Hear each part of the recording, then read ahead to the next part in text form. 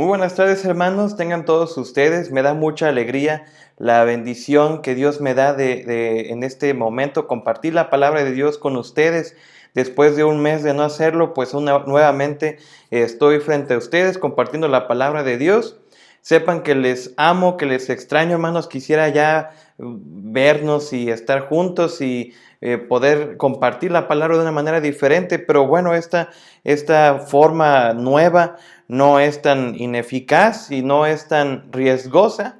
Entonces, gracias a Dios por esta bendición. Y hermanos, yo quiero comunicarles que sigo tomando clases en el Seminario Teológico Bautista Mexicano de manera virtual.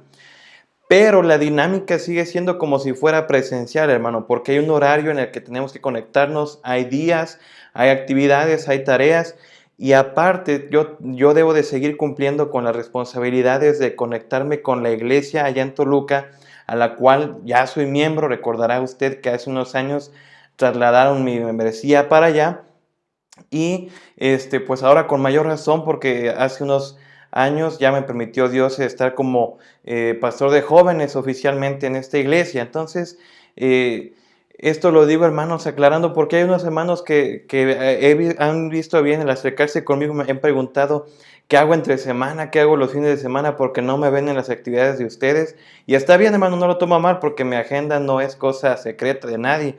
Y al contrario, qué bueno que me pregunten.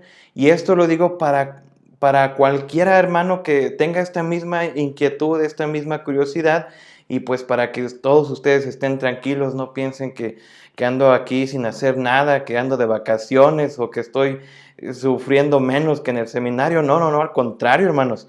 Las tareas han seguido, han continuado, y pues bueno, hermanos, gracias a Dios por esta oportunidad. Y sin más preámbulo, hermanos, le invito a que me siga con su vista en la primera carta de los Corintios, capítulo 6, versículos del 9 al 11. Vamos a seguir meditando acerca de la renovación, como ustedes lo han visto todo este mes de marzo. Y Dios puso en mí este texto y me gustó bastante cuando lo estaba estudiando y cuando tuve la oportunidad de compartirlo hace unos meses con mis jóvenes, pero claro, no es un refrito, lo trabajé para ustedes también. Y me gustaría que lo reflexionáramos el día de hoy. Primera los Corintios, capítulo 6, versículos del 9 al 11. Ya lo hemos leído durante el culto, pero ruego que me siga con su vista nuevamente solamente en el versículo 11. Y dice la palabra de Dios: y esto erais algunos, mas ya habéis sido lavados, ya habéis sido santificados, ya habéis sido justificados en el nombre del Señor Jesús y por el Espíritu de nuestro Dios. Vamos a orar. Padre, te rogamos en esta hora, Señor, que tu Santo Espíritu nos hable. Gracias, Señor, porque podemos tener un ejemplar de tu palabra en nuestras manos. Gracias por inspirar, Señor, a tu siervo Pablo, y por tu Espíritu Santo que el día de hoy se mueve entre nosotros para convencernos de toda verdad, Señor, para convencernos de pecado, Señor. Y yo te pido, Padre, que pongas en nosotros el querer como el hacer por tu buena voluntad. Padre, que este mensaje sí sea de confrontación, porque es un texto duro, Señor, pero a la vez nos traiga ánimo, nos traiga, Señor, convicción y motivación de seguirte más comprometidos, Señor.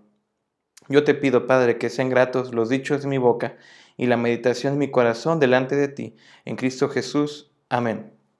Hermano, ¿usted tiene una fotografía vieja y dañada? Yo creo que sí, de esas fotografías que ya hemos guardado y que a nadie queremos mostrar, o que a lo mejor tenemos en la vitrina, tenemos enmarcada ahí en nuestra casa, y que no queremos que nadie las toque, no queremos que nadie las palpe, manipule, porque ya están muy gastadas, ya están muy viejitas, ya apenas si se alcanza a ver. Hermano, esas fotografías son valiosísimas. ¿Por qué? Porque ya son de años, de años y de momentos muy, muy bonitos, y que a lo mejor nos recuerdan a una persona muy especial, muy amada, muy querida para nosotros. Y entonces esa fotografía por el tiempo ya es muy fácil que se dañe. Con solamente a lo mejor tocarla o estirarle un pedacito ya se quebró toda. Pero bueno, hermanos, a estas fotografías, aunque pues ya son viejas, ya están muy maltratadas por el paso de los años y que a lo mejor no queremos mostrar.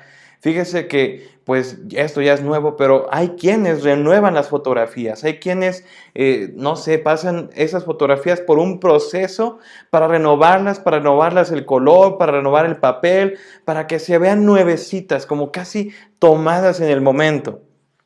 Para que si tenían algún desperfecto, pues el desperfecto queda todavía, pero más o menos se logra cubrir y parece nueva. ¿Ha visto de esas fotografías ahora en día? Y bueno, he titulado el mensaje de hoy, una fotografía nueva de nosotros. Una fotografía nueva de nosotros. Porque fíjese que en el texto que hoy vamos a meditar, pareciera la fotografía antigua y dañada de nosotros como pecadores, como gente que no conocía a Cristo, pero ahora una nueva fotografía de nosotros ahora que conocemos a Cristo. ¿Cómo es nuestra vida ahora y cómo era nuestra vida anterior sin Cristo? Y me encanta cómo es Pablo, porque cuando habla de renovación, cuando habla de vestirnos del nuevo hombre, por ejemplo en Efesios, o cuando habla de deshacernos del antiguo hombre, tanto en Efesios como en Colosenses, siempre Pablo va a mostrar lo que la gente debía deshacerse y lo que la gente debía optar por seguir y optar por mantener en ellos. Y este texto que acabamos de leer no es la excepción, porque primero Pablo va a enseñar lo que antes eran los corintios, pero ahora les va a contrastar con lo que son en ese momento en Cristo. Y esto nos sirve para nosotros, hermanos, porque antes de Cristo éramos personas dominadas y controladas por el pecado, pero ya no más. Ya fuimos limpiadas, ya fuimos santificados, justificados, y ahora tenemos una vida nueva dada por Dios y para Cristo. Y eso es lo que vamos a ver, y hoy quiero que veamos dos cosas acerca en este pasaje. La primera es que nuestra vida pasada se vivía en el pecado. Ve al versículo 9 y 10. ¿No sabéis que los injustos no heredarán el reino de Dios? No erréis. Ni los fornicarios, ni los idólatras, ni los adúlteros, ni los afeminados, ni los que se echan con varones, ni los ladrones, ni los avaros, ni los borrachos, ni los maldicientes, ni los estafadores heredarán el reino de Dios. En primer lugar, nuestra vida pasada se vivía en el pecado. ¿Qué es el pecado, hermano? Vale la pena recalcarlo para quienes no lo sepamos. Porque ahora en estos tiempos donde a lo malo se le dice bueno y a lo bueno se le dice malo, a lo mejor tenemos tergiversado el concepto de pecado. Y el pecado es todo aquello que no le agrada a Dios. Todo aquello que en su palabra Dios ha dicho no. Y erramos al cometer aquello que a Dios no le agrada y que Dios no acepta. Eso significa pecado, viene de la palabra amartía, que quiere decir errar al blanco. Entonces, cuando pecamos, erramos al blanco. Cuando pecamos, erramos totalmente al estándar, a la vara, a la medida que Dios ha establecido. Y Pablo obviamente estaba preocupado por la vida espiritual de cada creyente en esta iglesia de los Corintios, porque pues de verdad que él había sido usado grandemente por nuestro Dios en Corinto para crear esta congregación. Y en muchas ocasiones en esta carta podemos ver ese corazón interesado de Pablo por cada uno de esta iglesia. Y lo que aquí está diciendo es fuerte, hermano, es un pasaje fuerte. Y sabe, hermano, Pablo, a partir del capítulo 5 al capítulo 7 va a tratar cuestiones morales. Porque fíjese, hermano, que en la iglesia a los Corintios, en la iglesia de Corinto, dice el versículo 1 del capítulo 5, de cierto se oye que hay entre vosotros fornicación y tal fornicación cual ni aun se nombra entre los gentiles. Tanto que alguno tiene la mujer de su padre. Uno de esa iglesia estaba cometiendo actos inmorales. Y dice Pablo, ni siquiera eso se escucha afuera. Y lo peor, fíjese el versículo 2, dice, del capítulo 5, dice Pablo, y vosotros estáis envanecidos.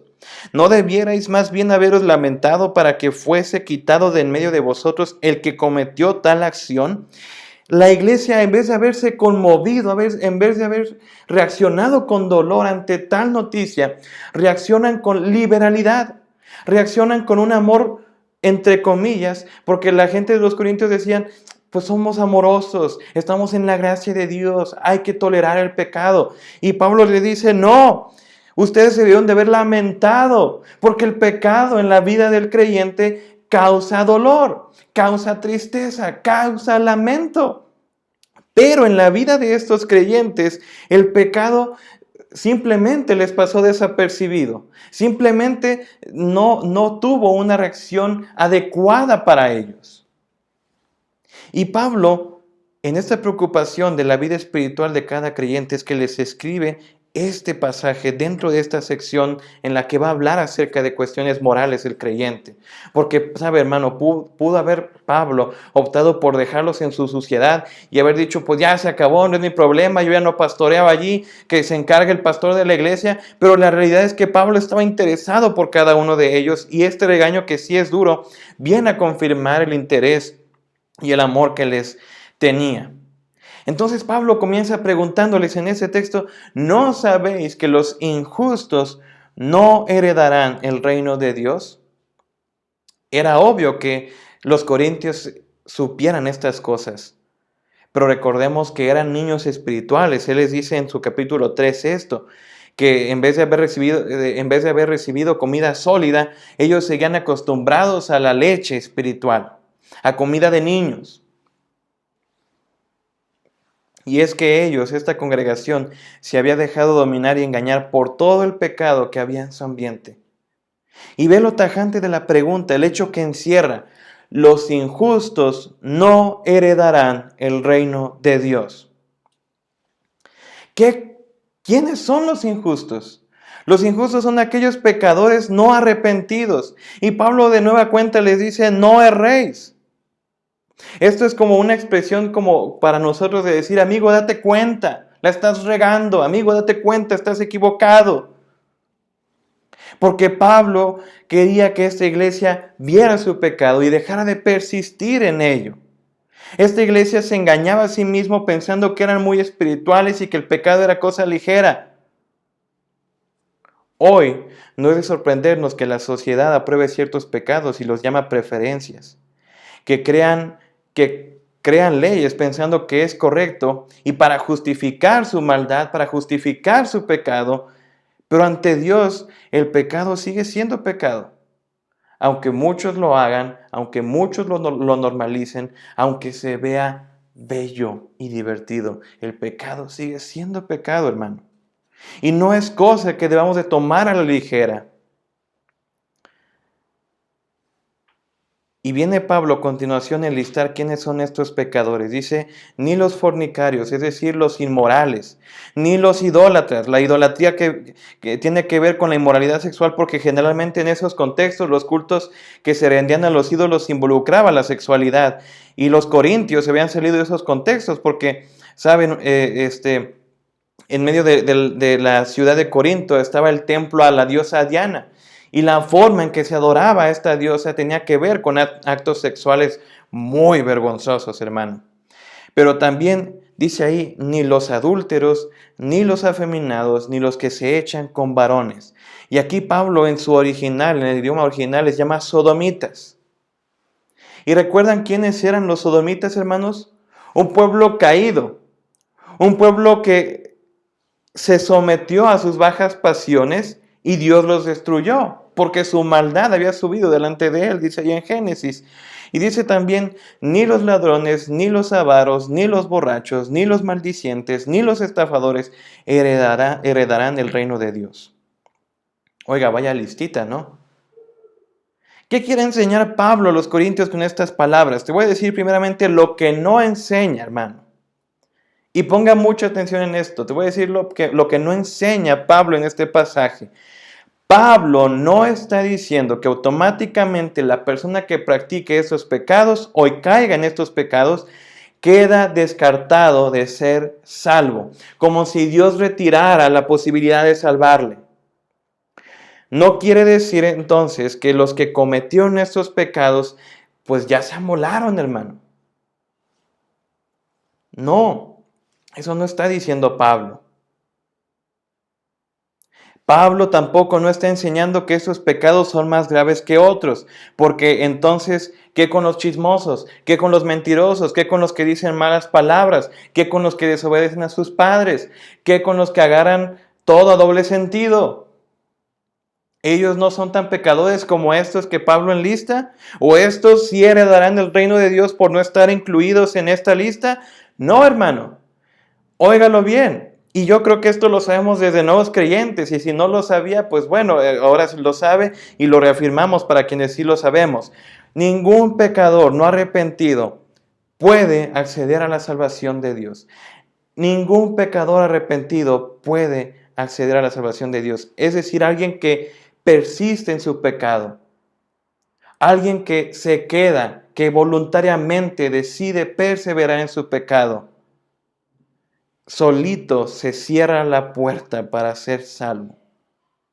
No que Dios retire su salvación, no que Dios no pueda salvarle, no que Dios no quiera, no que el sacrificio de Dios no sea válido para que ese pecador sea salvo, sino que el pecado empieza a atarle, empieza a esclavizarle, empieza a hacer estragos en su mente, en su corazón, que cada vez más el hombre se aparta del Dios que puede salvarlo.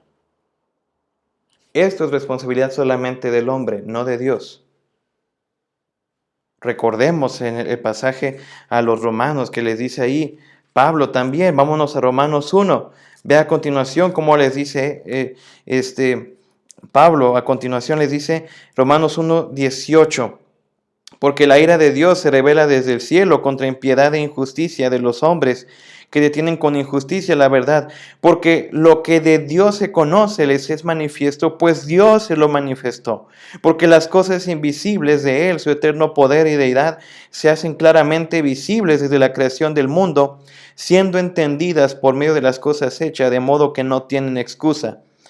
Y fíjese bien aquí lo siguiente, pues habiendo conocido a Dios, no le glorificaron a Dios, ni le dieron gracias, sino que se envanecieron en sus razonamientos, y su necio corazón fue entenebrecido. Profesando ser sabios, se hicieron necios. Vea lo que causó el pecado, lo que causa el pecado en la vida del hombre. Entenebrece su entendimiento, su mente. Ya no es capaz de comprender, ya no es capaz de ver que el pecado le está haciendo daño y le está atando. No es capaz de comprender que hay un Dios santo, santo, santo, el cual le está ofendiendo. Y entonces empieza a razonar y empieza a querer amoldar su pecado en su mente para que no sea tan doloroso, para que no se sienta tan culpable, cosa que es engañosa para sí mismo. Y entonces dice ahí, profesando ser sabios, se hicieron necios. Pero vea lo siguiente en el versículo 24, porque dice, por lo cual también Dios los entregó a la inmundicia. Y ahí viene lo demás. Esta palabra entregó hace alusión a un acto de juicio de Dios, en el que Dios deja que el hombre se deslice en su propia maldad. Dios ha dado por medio de su creación el mensaje de su eterno poder y deidad, dice ahí. Dios a través de su creación se ha dado a conocer, pero deja que el hombre tenga la responsabilidad de acercarse a Él o alejarse de Él.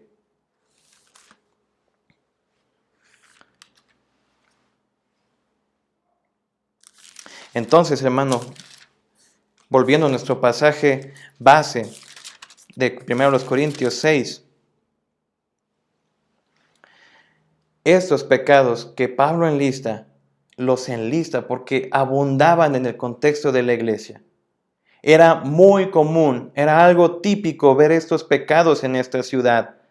Y no está diciendo que Dios no perdone nunca a las personas que practiquen tales pecados, porque la Biblia nos da ejemplo de pecadores que frecuentaban estos ambientes y que creyeron en Él y fueron salvos. Por ejemplo, Rahab en el Antiguo Testamento era una persona ramera, creyó en Dios y hasta vino a ser partícipe de la gracia de Dios y fue y está, en la genealogía de Jesús. Jesús mismo en una de sus parábolas acusa a los fariseos diciéndoles, porque vino a vosotros Juan en camino de justicia y no le creísteis, pero los publicanos y las rameras le creyeron, y vosotros viendo esto, no os arrepentisteis para creerle. Aquí les está dando Jesús un cachetadón porque eran gente que ellos despreciaban. Y les está diciendo, pues miren, estos creyeron. Y están más adelante que ustedes en el reino de Dios. La verdad, hermano, es que Dios quiere y es poderoso para salvar a todos los pecadores sin importar en qué pecado anduvieron. No importa si fueron asesinos, no importa si fueron chismosos, si fueron homosexuales. Su gracia es suficiente y puede ser dada a toda persona porque Cristo murió por todos los pecadores. Entonces, ¿qué está enseñando? Que cualquier persona que persiste en su pecado, que se deje dominar por él, no puede heredar el reino de Dios. Pero si estos son cristianos, sí, pero no hay cristianos que persisten en su pecado. Sí, hay cristianos que luchen contra el pecado, porque estos pecados se vuelven tan adictivos, el pecado se vuelve adictivo, pero no hay cristianos, hermano, que de manera deliberada y desconsiderada quieran seguir persistiendo en el pecado. No hay cristianos homosexuales, hay cristianos que luchan contra la homosexualidad por el contexto del que Dios los sacó. No hay cristianos fornicarios. Hay cristianos que luchan contra la fornicación por el contexto, por el pecado tan adictivo que se volvió en sus vidas. Es diferente.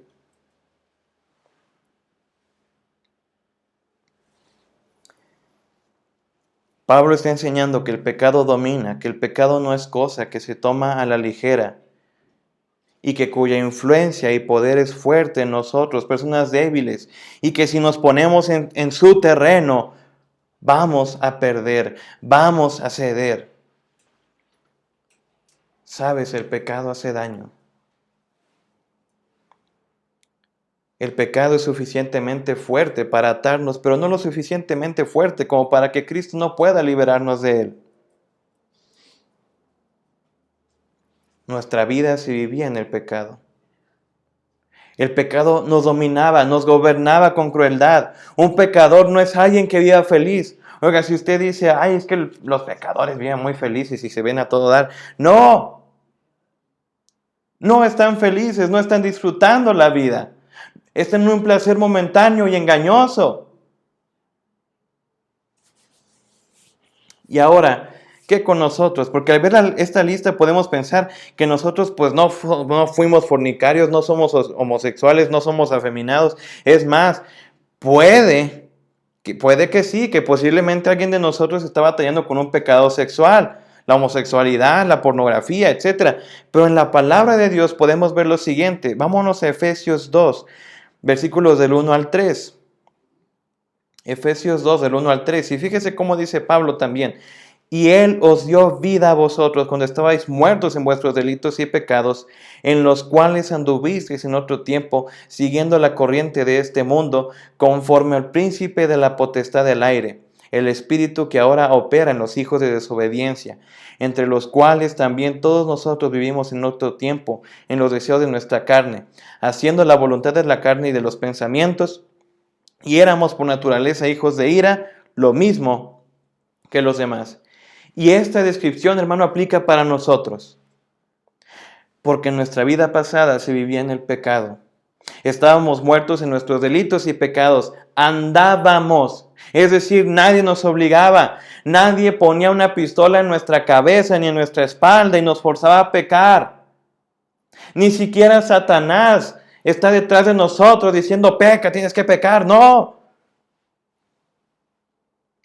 Es más, Santiago nos dice en su carta que somos tentados conforme a nuestras propias concupiscencias. O sea, que el que está mal es nosotros y nosotros le echamos a veces hasta la culpa al diablo y nada que ver el diablo. Pero nosotros andábamos, éramos personas que vivían por sus deseos, que hacían su propia voluntad, desagradando hacia Dios. ¿Ves por qué el pecado no es cosa a la cual tú debas tomar a la ligera? Y ven lo siguiente. Santiago 2:10, ahorita que estábamos hablando de Santiago, dice también, porque cualquiera que guardare toda la ley, pero ofendiere en un punto, se hace culpable de todos. Puede que tú pienses, no, pues yo no soy tan pecador como este, porque yo no he matado, yo no he adulterado, yo no he hecho tantas cosas inmorales como aquel. Pero la realidad es que quedamos sin justificante válido, quedamos sin excusas, porque el pecado es pecado. No hay pecado grande, no hay pecado chico, no hay pecado se me fue la palabra, como alguna religión dice ahí, que unos pecados son buenos, que el fin justifica los medios, y otros pecados sí son de muerte. El pecado es pecado. Si tú no te has arrepentido, necesitas arrepentirte y poner toda tu fe en Cristo. Y si ya eres cristiano, pero no estás luchando contra el pecado, o sea, no hay este esfuerzo de tu parte por agradar a Dios y no te estás negando cada día para no vivir en tus deseos, sino en los de Dios, necesitas reflexionar, hermano, y ver tu salud espiritual. Si al contrario tienes más derrotas, tienes más caídas que victorias, hay algo que tenemos que reflexionar y tratar ahí. Porque así era nuestra vida pasada sin Cristo. Vivíamos en el pecado, siendo dominados, gobernados por nuestros propios deseos y placeres. Toda persona en esta condición, si persiste en ella, por sí mismo se condena. No importa que haya hecho buenas obras. No importa que el pecado que cometió fuera pequeño o inocente. Todos, óigalo bien, todos necesitamos arrepentirnos porque todos los hombres somos pecadores.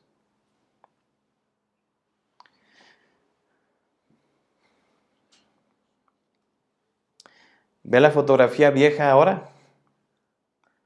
Pero ahora pasemos a nuestra fotografía actual. Nuestra vida ahora se vive para Cristo. Ve el versículo 11. Y esto eras algunos, mas ya habéis sido lavados, ya habéis sido santificados, ya habéis sido justificados en el nombre del Señor Jesús y por el Espíritu de nuestro Dios. Antes de Cristo éramos personas dominadas y controladas por el pecado, pero ya no más. Ya fuimos limpiados y ahora tenemos una vida nueva dada por Dios y para Cristo. Y esto justamente les está diciendo Pablo. Y esto erais algunos. Cristo los había rescatado, los había sacado de su contexto de pecado y los había hecho criaturas nuevas. Los corintios ya no eran conforme al pecado que practicaban, sino ahora eran nuevas personas conforme a la obra de Cristo. Por eso Pablo es enfático aquí y está con urgencia escribiéndoles porque no había pretexto alguno por el cual la iglesia tuviera que seguirse comportando carnalmente. Estos pecados que una vez abundaban en ellos, ahora ya no tenían por qué abundar. Ahora tenían una vida nueva en Cristo. Pablo está contrastando la antigua vida que llevaban con la vida nueva que ahora tienen en Cristo. Él les dice, ya habéis sido lavados, ya habéis sido santificados, ya habéis sido justificados en el nombre del Señor Jesús y por el Espíritu de nuestro Dios. Pablo está describiendo la gran obra de Dios para nosotros en Cristo Jesús. Cristo Jesús nos purificó, nos santificó, nos justificó. ¿Qué quiere decir esto? Les dice más, ya habéis sido lavados, refiriéndose al bautismo, pero también refiriéndose a una limpieza total y completa. Mire esto, hermano, porque la limpieza que Jesús hizo en nosotros no es una limpieza progresiva, no es una limpieza que empieza de lo poco y luego va extendiéndose. No, o no es una limpieza inconclusa que al pasar de los años va siendo mayor. No, Cristo ya nos limpió completamente. Cristo ya te perdonó completamente. Y mira cómo es el perdón de Dios. Dice el profeta Miqueas. Él volverá a tener misericordia de nosotros, sepultará nuestras iniquidades y echará en lo profundo del mar todos nuestros pecados. Y Hebreos dice, y nunca más me acordaré de sus pecados y sus transgresiones. Así es el perdón de nuestro Dios, un perdón completo, un perdón profundo, un perdón que sepulta nuestros pecados en vez de sepultarnos a nosotros quienes merecíamos la muerte. Dice también, ya habéis sido santificados. Es decir, personas ahora apartadas para Dios, apartadas del mal y puestas en el servicio a Dios. Personas que antes causábamos ira, ahora por la sangre de Cristo y por su obra, por medio de la fe, podemos entrar directamente a la presencia de Dios y caminar con Él. Fuimos apartados de toda la maldad del mundo, de todo el pecado del mundo, para ahora relacionarnos con Dios. Y les dice también, ya habéis sido justificados. No tanto inocentes de pecado, pero sí justos. ¿Sabes? Ser justificado es como tener dos historiales. Y en eso tenemos conocimiento porque ya cualquiera sabe que es un historial, por ejemplo, el historial del navegador de Internet, donde se nos viene cada página y la hora en que checamos cada cosa en Internet. Es como tener dos historiales la justificación. Un historial, el nuestro, lleno de pecados, de cada defecto, de cada acto que hicimos.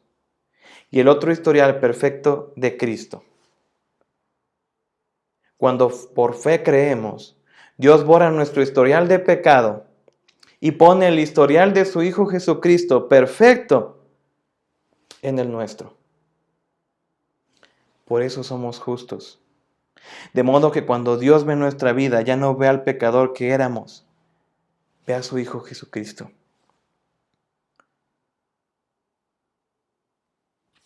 Oye, tremendo cambio, ¿no te parece? Qué increíble es Dios que por gracia puede convertir personas descritas en el versículo 9 y 10, personas dominadas por el pecado, personas limpias, santas y justificadas en Cristo. Dios puede tomar al tipo de gente descrita en 1 Corintios 6, 9 y 10 y convertirlos en el tipo de gente descrita en el versículo 11. El Señor te ha tomado y por gracia te ha convertido en alguien limpio, en alguien santo, en alguien justo. Y esta es nuestra nueva fotografía renovada. Porque en este versículo que estamos estudiando, sí, mírate un poco en los primeros versículos, pero ahora mírate en el versículo 11 y quédate de por vida en el versículo 11, porque esa es su nueva vida. Ya no somos pecadores, ya no somos gente dominada por el pecado. Nuestra vida ahora se vive para Cristo. Me sorprende cómo es Pablo que les dice, ya habéis sido lavados, ya habéis sido santificados, ya ahora son justos. Ya no los llama, fornicarios, ya no los llama idólatras, ya no los llama adúlteros. Ahora les llama limpios, ahora les llama santos, ahora les llama justos en el nombre del Señor Jesús.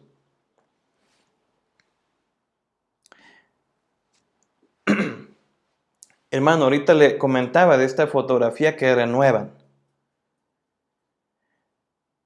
Y yo quiero que piense lo siguiente respecto a esto que estamos viendo también, porque esta fotografía maltratada y vieja, como tal, no la sustituyen por otra nueva.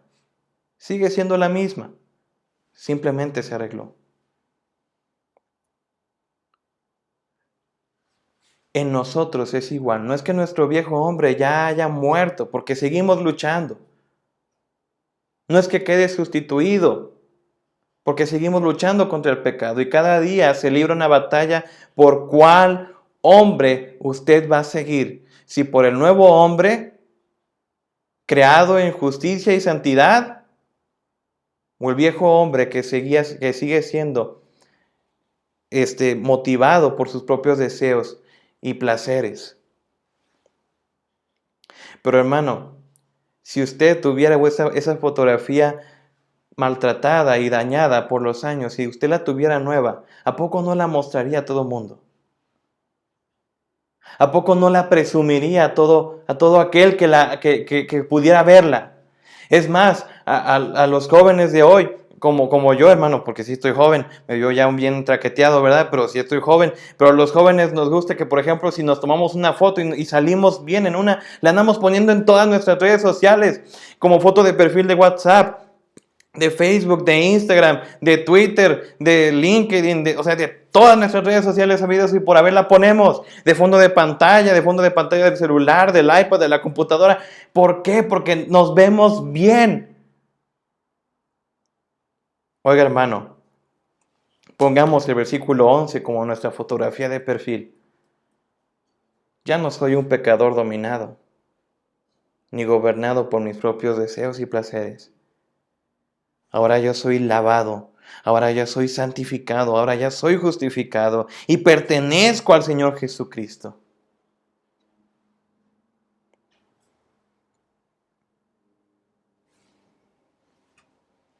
Y yo sé que cada día libramos una batalla, vuelvo a decir, por cuál hombre vamos a seguir.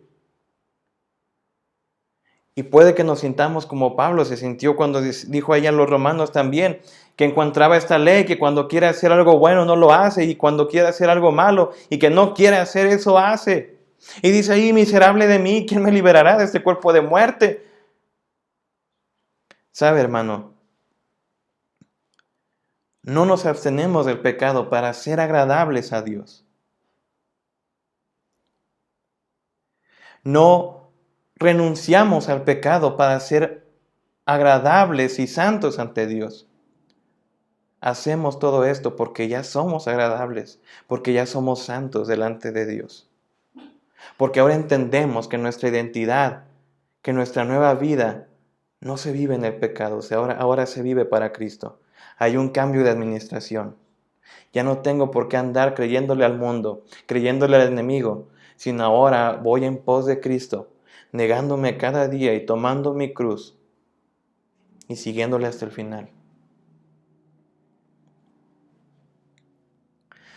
Esto lo digo porque si piensas, si te has visto confrontado por la palabra de Dios en esta tarde y dices, bueno, entonces debo de terminar con este pecado, no podré nunca estar bien con Dios. Hermano, es lo opuesto, porque Cristo ya murió por ti, ya hizo toda esta obra a favor de ti. No te queda más que confiar en que ahora eres esto en Cristo y que su gracia es suficiente para perdonarte y que su gracia es suficiente para limpiarte.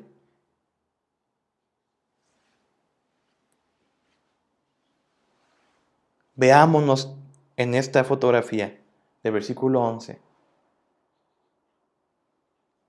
Ya soy lavado, ya soy santo, ya soy justificado, pertenezco al Señor. Y todo esto por medio de la obra del Espíritu Santo en nuestra vida. No es por nuestras abstinencias, no es porque un día digamos, bueno, ya se acabó pecado, ahora sí ya. Y me abstengo con todas mis fuerzas y por eso ya soy santo y por eso ya soy justificado. No, todo esto es obra del Espíritu Santo en nosotros. Confiemos en el poder del Espíritu Santo y dejémoslo actuar en nuestras vidas. Entonces, antes de Cristo éramos personas dominadas y controladas por el pecado, pero ya no más. Ya fuimos limpiados, ahora tenemos una vida nueva dada por Dios y para Cristo. Y hoy te invito entonces a que ya no veas la fotografía dañada, maltratada por el pecado. Ahora glorifica a Dios, da gracias a Dios, alaba a Dios por esta fotografía renovada que Él ha hecho de ti. Cuando el enemigo venga y te empiece a poner culpa y diga, no hombre, y eso que eres cristiano y mira cómo andabas. Tú puedes responderle, pues sí, pero ahora soy lavado. Y restregarle y decirle al enemigo, pues aquí está mi nueva fotografía. Esto ahora soy yo en Cristo.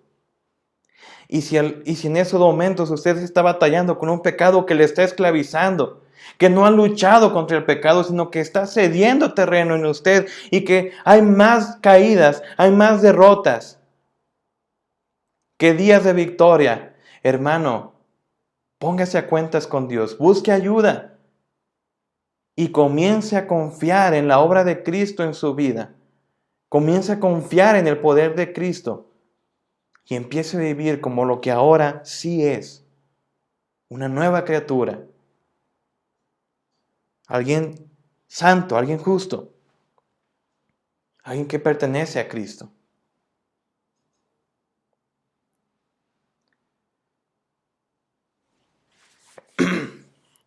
Entonces, hermanos, esto es lo que ahora somos. Somos renovados. Esta es nuestra nueva fotografía. Andemos así. Vamos a orar. Padre, te damos gracias. Porque un día, Señor, tú nos miraste a los ojos, nos llamaste, Señor, en medio de toda nuestra inmundicia, de nuestra suciedad, de nuestra oscuridad, Señor. Y vimos tu luz, Señor. Y nos trasladaste, Señor, al reino, Señor, de tu luz y de tu Hijo. Gracias, Señor, porque de no haber sido por ti, Señor, y por tu gracia, es que no pudiéramos conocerte.